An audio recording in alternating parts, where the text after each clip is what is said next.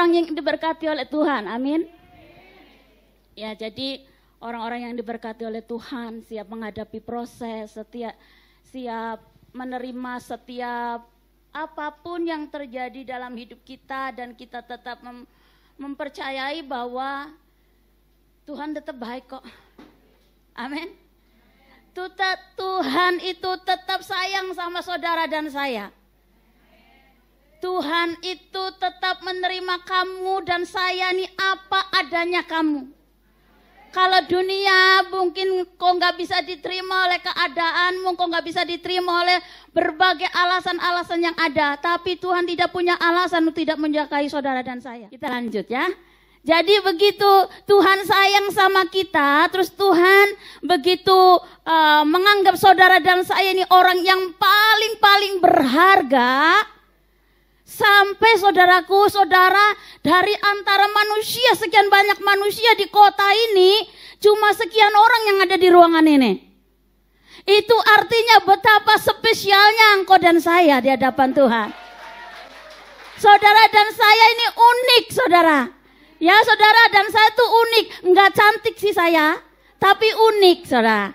Karena di muka bumi ini tidak ada yang seperti Rahel Nafsi, cuma satu-satunya, yaitu Rahel Nafsi ini.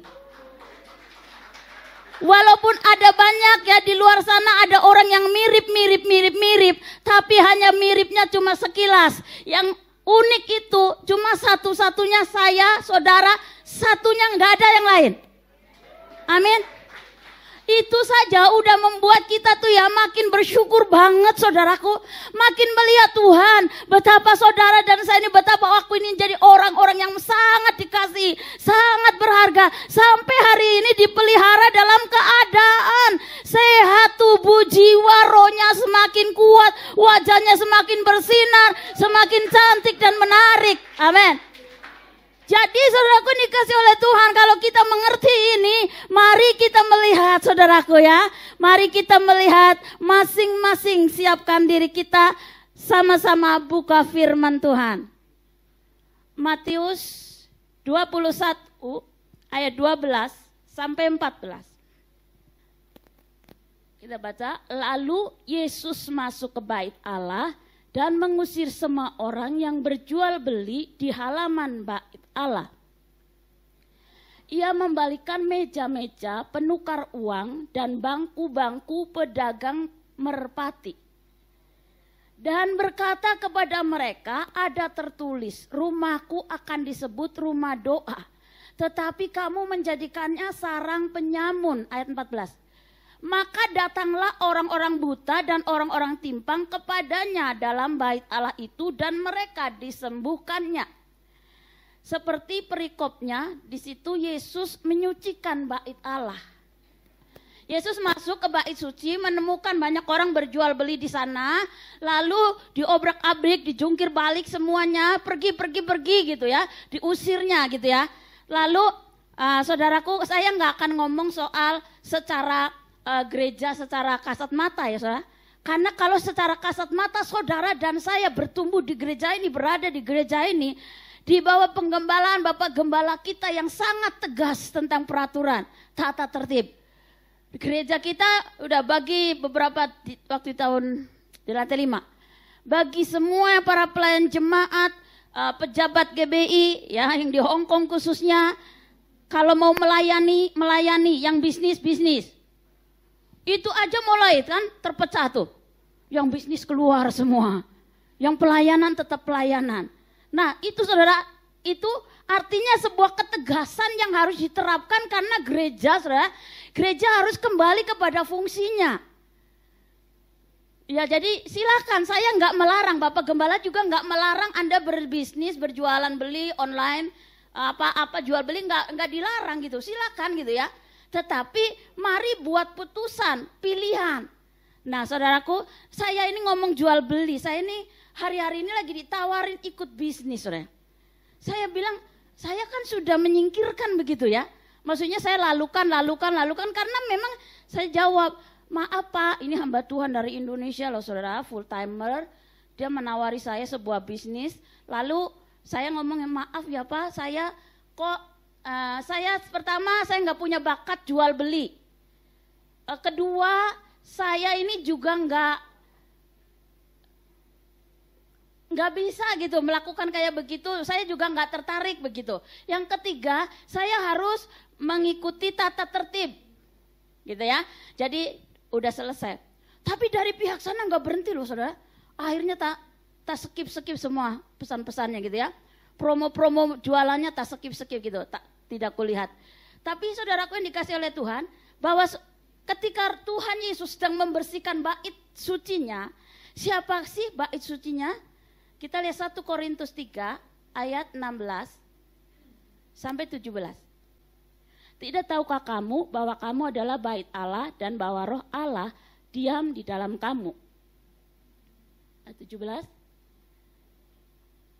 Jika ada orang yang membinasakan bait Allah, maka Allah akan membinasakan dia, sebab bait Allah adalah kudus dan bait Allah itu ialah kamu. Siapa bait kudus? Siapa rumahnya Tuhan? Oke, saudara dan saya adalah bait Allah. Saya akan fokus di sini. Saya akan fokus kepada bait Allah secara rohani, di mana saudara dan saya menjadi tempat kediaman daripada Roh Kudus, disebut bait Allah, disebut gereja Tuhan, disebut orang-orang yang telah dipanggil keluar dari kegelapan. Nah, apakah saudara, kalau kita ini ngomong gereja, Yesus itu marah ya, ada banyak penafsir mengatakan bahwa Yesus itu marah loh. Ya saudara, marah sampai bongkar bangkir semua, ngusir-ngusir para pedagang gitu ya. Nah, saya tuh lagi belajar tentang manajemen kemarahan gitu ya, mengelola kemarahan. Nah, jadi marah dengan ramah. Jadi saudara, saya diajarkan marah dengan ramah. Jadi biasanya kan orang marah kan, nah kita tuh mendapatkan ilmu saudara ya. Jadi guru saya ngomong begini, membedakan antara otak kanan, otak kiri ketika bereaksi marah itu ciri-cirinya akan berbeda saudara. Salah satu orang ketika marah ada 3 yang akan dikerjakan. Yang pertama, ketika orang emosi dia bisa melampiaskan. Yang kedua, ketika orang lagi emosi, yang kedua dia akan melakukan menekan. Artinya memendam, menekan. Yang ketiga itu mengakui. Nah, dari otak kanan, otak kiri itu berbeda. Kalau pakai otak kanan marahnya itu banyak sekali, kekasaran sekali. Tetapi kalau otak kiri cenderung dia akan melakukan pola marah dengan cara menekan. Jadi kalau orang melampiaskan kemarahan, Anda pernah lihat saudara, kalau saudara pakai cara yang mana? Melampiaskan, menekan atau mengakui? Hah? Coba saya tanya, siapa yang melampiaskan kalau lagi emosi? Sedikit. Siapa yang kalau lagi emosi itu menekan? Menekan. Kadang-kadang menekan, kadang-kadang lampiaskan. Yang ketiga, kadang-kadang siapa yang suka mengakui kalau lagi marah? Haleluya. Ini kayaknya bingung ya semua. Coba lihat masing-masing, letak waktu kamu emosi, perhatikan. Kalau dilampiaskan, itu kalau lagi marah bisa gebrak pintu, bisa banting. Ada? Banting kucing ada? Oh enggak ada. Itu lampiaskan, melampiaskan. Kalau menekan itu kita itu punya perasaan. Daripada menyakiti orang lain, lebih baiklah saya yang sakit sendiri. Ditekan, diredam supaya tidak melukai orang lain. Tetapi saudaraku, waktu Tuhan munculkan ini dengan saya, kenapa saya lagi dites kan saudara, dites dari temperatur kejiwaan saya gitu ya. Jadi itu ada tes kejiwaan saudara. Saudara pernah dengar ya ada tes kejiwaan bagian psikolog itu? Saya agak masuk ke situ lagi belajar saudara ya. Jadi ada tes kejiwaan saudara. Jiwa saya sehat apa enggak? Saya pikir selama ini enggak ada masalah dengan jiwaan saya. Tapi ketika ditemukan salah satu dimunculkan, ada 4 hal yang dimunculkan hari-hari ini. Tuhan sedang angkat dan sedang bersihkan saya. Itu yang pertama saudaraku. Saya itu menyimpan kalau lagi marah itu saya tuh suka menekan. Karena saya pikir saya nggak mau menyakiti orang lain. Jadi saya lagi kesel banget. Saya tuh suka kesel sama bos saya sudah bertahun-tahun loh sama dia. Nah, saya bertahan loh mengasihi, melayani, menjaga rumahnya dengan bersih, tidak ada satupun yang rusak ataupun ya ada tergores sempat pecah gitu. Sendok gitu ya.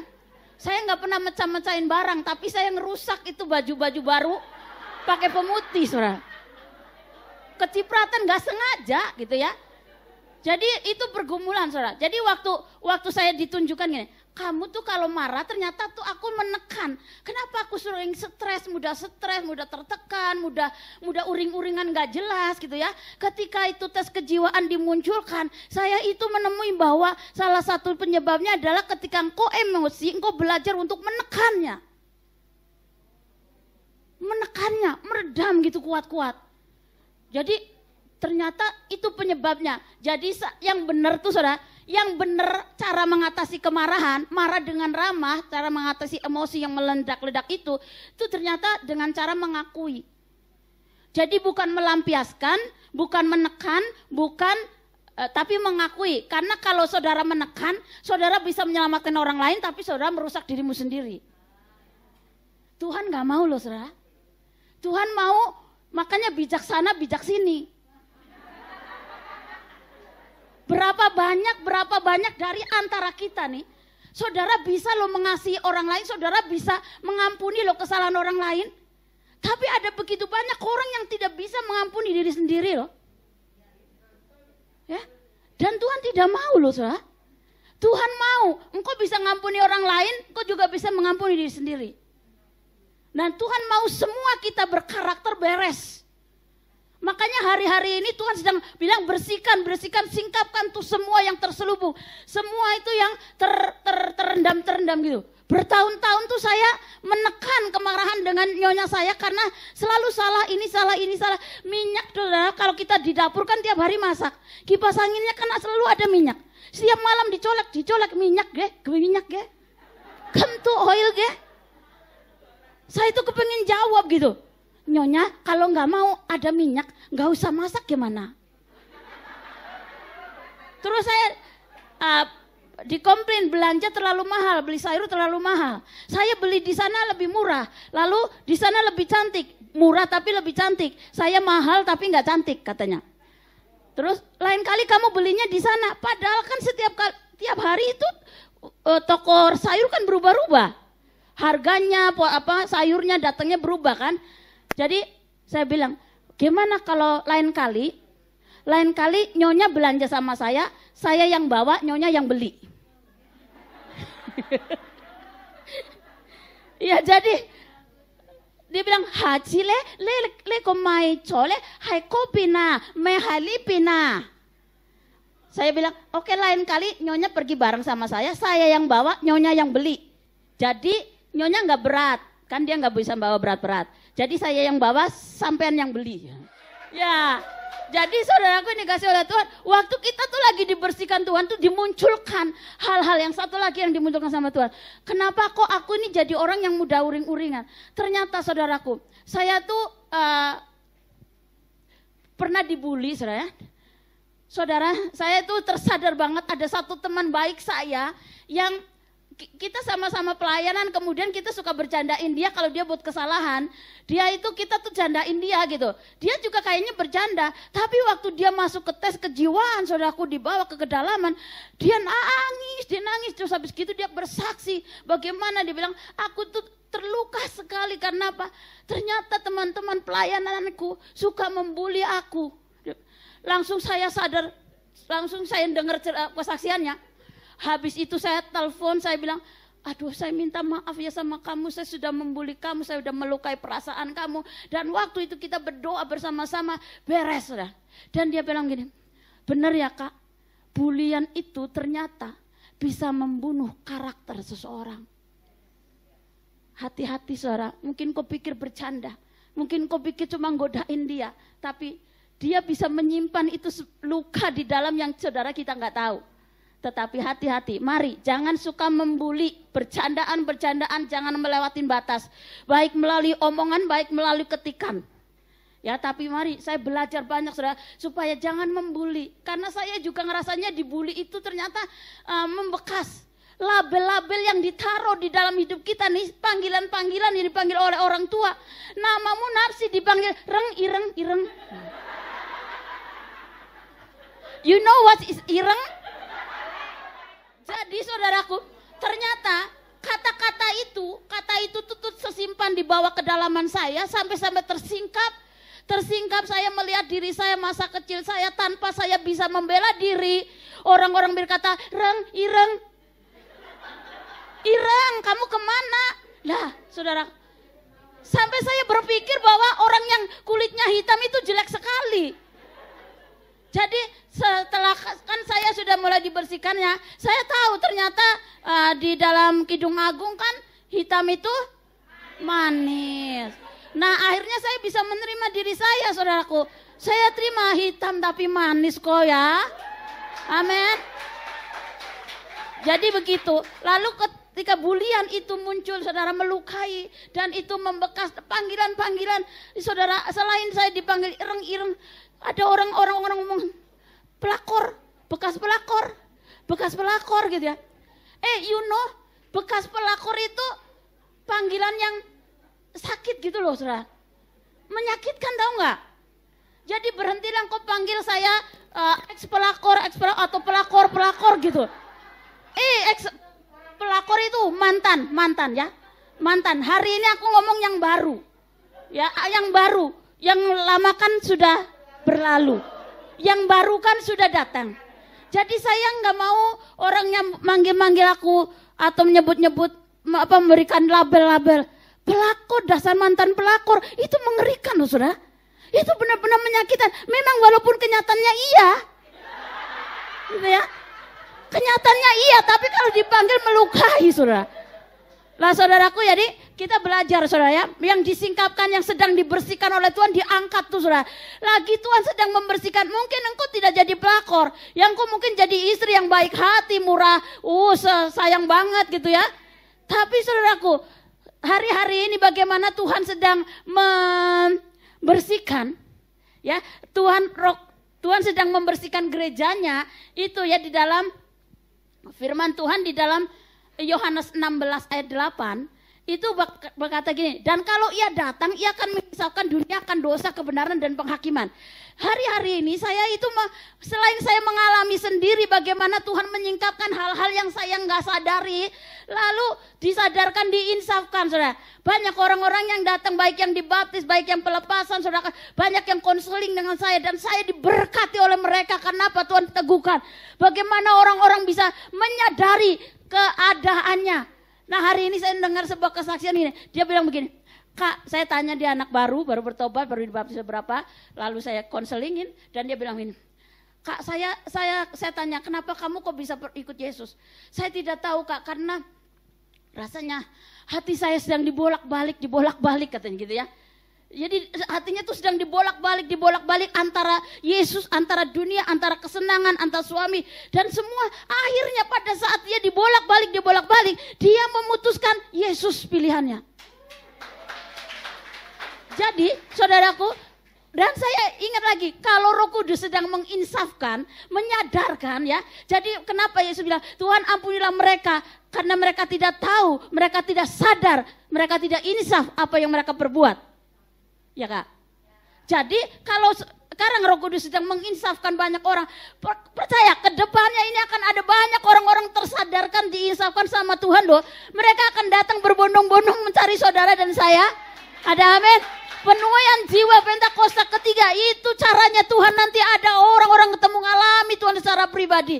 Dan mereka pedang hatinya, kok dibolak-balik ya. Kok kenapa aku baru ikut sekarang ya ikut Tuhan? Kenapa enggak dari dulu gitu. Tapi saudaraku yang dikasih oleh Tuhan, ketika Roh Kudus datang yang menginsafkan dunia akan dosa, kebenaran dan penghakiman. Saat inilah Roh Kudus, pencurahan Roh Kudus sedang dicurahkan besar-besaran. Bukan cuma menyadarkan orang yang belum percaya, tapi juga menyadarkan orang-orang gereja, hamba-hamba Tuhan. Semua harus hidup dalam pertobatan. Amin. Karena apa? Kita proses, saudaraku ya. Diproses. terus diproses, belum berhenti, prosesnya akan terus berlanjut. Saya suka ngomong kepada teman-teman yang sedang dilayani pelepasan, ya saudaraku, pelepasan ini adalah baru awal. Nanti 14 Oktober yang belum ikut HMC.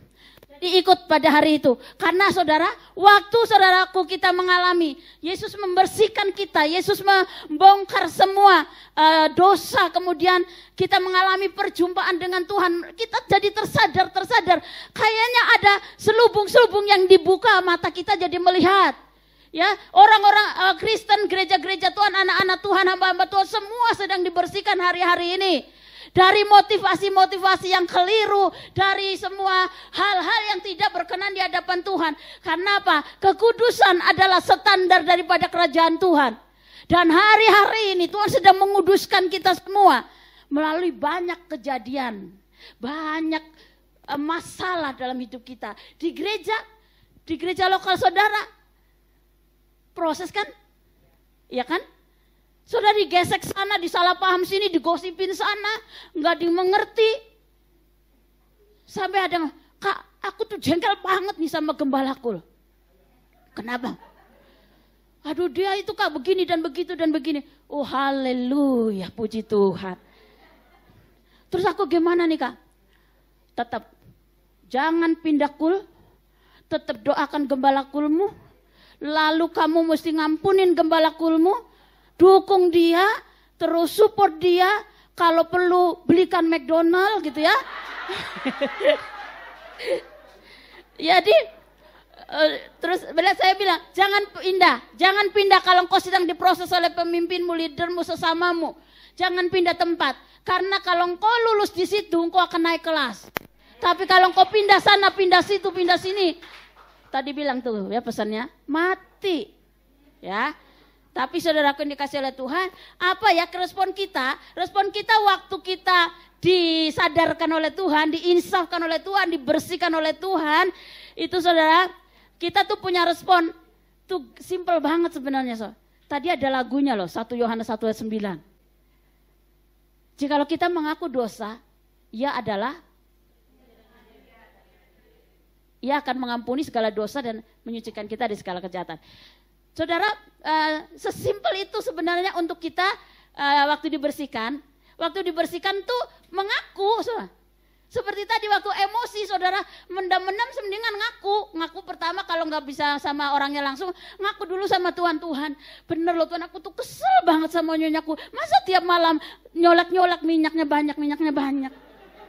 Jadi saya ngaku gitu, ngaku. Jadi ngaku, habis ngaku saya ngelihat nyonyaku senyum lagi gitu ya.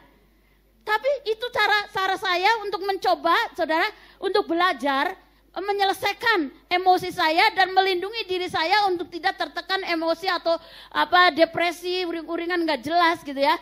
Tetapi cukup mengaku betapa besarnya kuasa pengakuan mulut kita, saudaraku.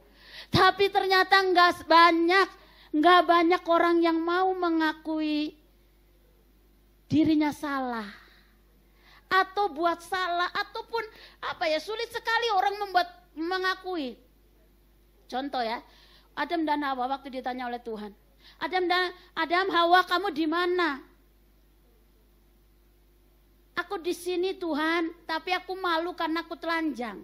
Apakah kamu makan yang buah yang aku larang kamu makan? Dia nggak ngaku ya. Dia bilang apa? Karena perempuan yang ditempatkan di sisiku, dia yang memberi. Coba waktu itu langsung Adam ngaku. Ya? Coba kalau dia langsung itu. Iya Tuhan, aku makan buah. Pikul dong tanggung jawab. Enggak loh. Tapi saya percaya pada waktu ketika Adam membuat pengakuan mikul tanggung jawab, saya yakin saudara dan saya enggak ada. Iya enggak? Jadi sekarang kita belajarlah, Tuhan mau. Nah kecenderungan manusia nih waktu ditempelak, waktu disingkapkan dosanya, itu cenderungan itu si nyonyaku, itu si suamiku, itu si boboku, itu si hujan. Semua diarahkan kepada situasi sekeliling dirinya. dibandingkan membuat sebuah pengakuan pikul tanggung jawab. Ada orang ya, ada yang bilang, ada yang gini, aku itu buat dosa Kak, aku aborsi sampai 2 kali Kak, 2 anak saya bunuh semua. Saya bilang kok bisa gitu ya, aku tuh ngeri saudara. Terus terang kalau aku dengar kata aborsi, itu bisa aku tuh bisa bercucuran gitu. Nah, kok bisa kamu lakukan gitu? Iya, karena bapaknya itu nggak tanggung jawab. Itu laki-laki nggak bertanggung jawab Kak. Wow, gemes dia. Wah, tapi saudaraku yang kasih oleh Tuhan, saya mau ngomong ya, pengakuan, kuasa pengakuan. Engkau hanya perlu mengakui. Ya, dia mengakui dia gemes, harusnya dia ngakuin ke marah dengan cowoknya karena dia berhadapan dengan saya, dia gemesnya ke saya. Tapi tenang saudara, karena saya akan menjadi pendengar yang baik. Kelebihan saya menemukan hari-hari ini Tuhan tunjukkan saya. Saya punya kelebihan ternyata, saya punya kelebihan itu bertahan, bisa mendengarkan orang curhat. 1-2 jam mah banyak yang konseling kan, banyak yang konseling dengan saya. Terus saya mulai menemukan, oh kenapa aku betah sekali ya. Aku senang sekali mendengerin saudara cerita 1-2 jam. Lalu aku kok aku kayak bergairah sekali gitu. Karena apa? Satu pertumbuhan yang Tuhan kerjakan ketika saya mendengarkan saudara curhat sampai 1-2 jam itu, saudara saya bertumbuh kan. Aku suka cita karena pada ujungnya dia menceritakan, dia selesaikan tuh semua unek-uneknya. Akhirnya saya akan tanya, gimana perasaanmu? Lega. 50% sudah sembuh. Jadi saudaraku yang dikasih oleh Tuhan, ketika Tuhan tunjukkan saya, oh iya, saya nggak yakin nih semua di sini suka dengerin orang cerita 2 jam tanpa nyaut hahe. Jadi saudaraku dikasih oleh Tuhan, waktu Tuhan suruh ngaku, jadi waktu Tuhan singkapkan nih, Tuhan cuma perlu kita mengaku, lalu merelakan. Yang merelakan itu melepaskan saudara ya, melepaskan. Nah saudara gini, Tuhan saya singkapkan lagi gini, orang yang selesai dengan dirinya sendiri, dia tidak akan mempertahankan haknya. Saudaraku dikasih oleh Tuhan. Mungkin saya bilang saya belum selesai dengan diri saya. Kenapa? Karena saya tuh masih sulit untuk melepaskan let's go, legowo gitu loh. Let's go, got over gitu ya. Terus legowo gitu. Ternyata aku masih belum selesai. Jadi saya bilang sama guru saya, Pak, mohon maaf yang ini soal ini saya pending dulu. Kenapa? Karena saya belum selesai dengan diri saya. Tapi itu jujur, saudara, sejujur dari hati saya. Saudaraku dikasih oleh Tuhan, waktu kita merelakan, melepaskan semua kejadian rasa sakit semua yang sedang Tuhan munculkan, apalagi untuk melepaskan hal-hal yang kau kasih dan kau sayangi, untuk merelakan itu, kalau kau belum selesai dengan diri sendiri, engkau nggak akan bisa legowo gitu loh. Legowo, nggak usah digawa-gawa gitu kan, nggak usah dibawa-bawa, ya sudah letakkan di situ, ya sudah tinggal gitu kan. Nah, lalu saudara, apa tujuan Tuhan membersihkan kita ya? Malaki 3 ayat 2-4. Malaki 3, siapakah yang dapat tahan akan hari kedatangannya, dan siapakah yang dapat tetap berdiri apabila ia seperti api tukang pemurni logam dan seperti sabun tukang penatu. Ia akan duduk seperti orang yang memurnikan dan mentahirkan perak, dan ia mentahirkan orang Lewi, menyucikan mereka seperti emas dan seperti perak, supaya mereka menjadi orang-orang yang mempersembahkan korban yang benar kepada. Jadi saudaraku dikasih oleh Tuhan, ketika Tuhan sedang membersihkan kita, yang menyucikan kita, supaya saudara dan saya ini menjadi orang-orang yang membawa persembahan korban yang benar. Saudara, saya ingat tentang membersihkan di rumah saya. Bos saya itu punya lampu berbentuk kuda kuningan. Setiap waktu itu kuda harus saya gosok. Jadi semakin saya gosok lama, dan gosoknya nggak cuma pakai kain, harus pakai braso. Jadi semakin saya gosok, itu benda makin mengkilat. Lalu kekuningan dan menyerah-nyerah gitu. Bercahaya, bersinar, shine gitu kan. Bersinar gitu kan. Lalu saudara, waktu saya makin gosok, ini Tuhan tuh ngomong sama saya. Perhatikan. Misalnya kalau kamu jadi benda ini nih, lampu kuningan yang digosok pakai braso, kamu digosok. Kira-kira apa yang engkau bisa rasakan? Gesekannya pedas sekali, apalagi braso, pakai braso. Itu dituang aja saya bisa aji gitu. Karena apa? Itu semakin alat itu cairan untuk membersihkan kuningan itu, saudara, semakin digosok makin mengkilap, saudaraku ya. Begitu Tuhan ngomong, kenapa Tuhan senang gosok-gosok kita? Kenapa Tuhan senang membersihkan kita?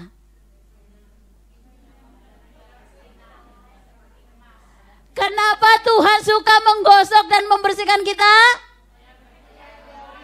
Supaya bersinar. Lalu waktu bersinar itu, saudaraku, saudara bisa di bayanganmu akan terlihat loh.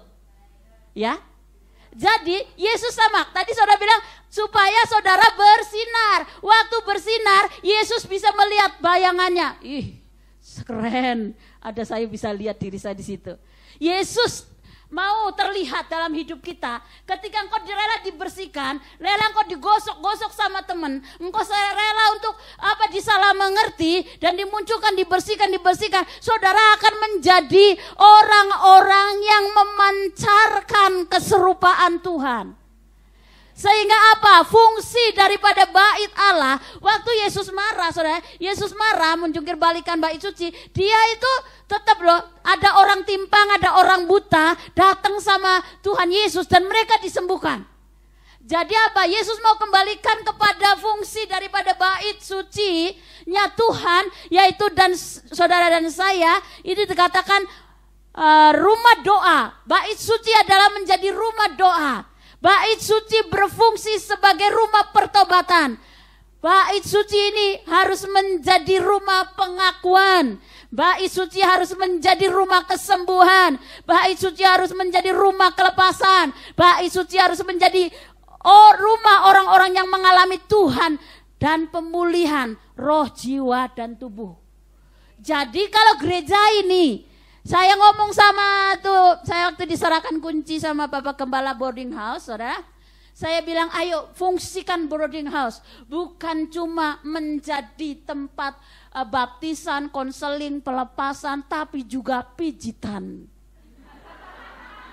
Jadi akan berfungsi menyembuhkan tubuh, jiwa, rohnya, ngalamin gereja Tuhan, baitnya Roh Kudus harus menjadi berfungsi untuk mempermuliakan Tuhan. Ada amin? Oke. Jadi saudaraku dikasih oleh Tuhan, waktu saya akan tutup ya. Saya akan tutup. Saudara pernah ingat di bulan lalu Bapak Gembala pembina kita itu mendapatkan nubuatan. Saya akan baca ya. Ketika umatku dalam kesepakatan, nah tahun yang ini, yang dari New York. Tahun 1993 ada sebuah gereja kecil dengan jendela terbuka lebar dan angin kencang mulai bertiup ke dalam gedung itu. Saat angin terus bertiup, sebuah sapu yang besar, oversize mulai menyapu dari mimbar sampai ke bangku belakang. Kemudian Tuhan berkata, aku sedang membersihkan bait suciku. Sekali lagi aku akan membawa kegerakan roh yang kuat. Aku akan membawa pembersihan, suatu pengudusan sejati yang tidak hanya mempengaruhi orang yang meninggalkan Tuhan, tetapi juga pelayan mimbar. Tuhan bicara sekali lagi, aku sedang membersihkan bait suciku. Aku sedang membersihkan bait suciku. Aku datang dengan sapuku dan api pemurnianku. Kenyataannya aku sedang mulai menyapu gereja. Hal ini akan mempengaruhi pendeta dan para pemimpin dan akan mempengaruhi orang-orang yang sudah meninggalkan Tuhan. Akan datang penyapuan Roh Kudus yang sejati, pembersihan gereja yang sejati. Hari ini saudara, kalau saudara mendengar, wah itu dikatakan, aku akan membawa pembersihan, suatu pengudusan sejati yang tidak hanya mempengaruhi orang yang meninggalkan Tuhan, tetapi juga pelayan mimbar. Anda jangan berkata, puji Tuhan, hanya Kanapsi sekarang yang ada di mimbar. Saya mau ngomong ya, saya mau ngomong semua yang duduk di ruangan ini termasuk orang-orang bait suci yang sedang Tuhan kerjakan. Ada amin? Mari semua bangkit berdiri. Ora bashikira bata karala bashikira la para. Ora bashikina mata.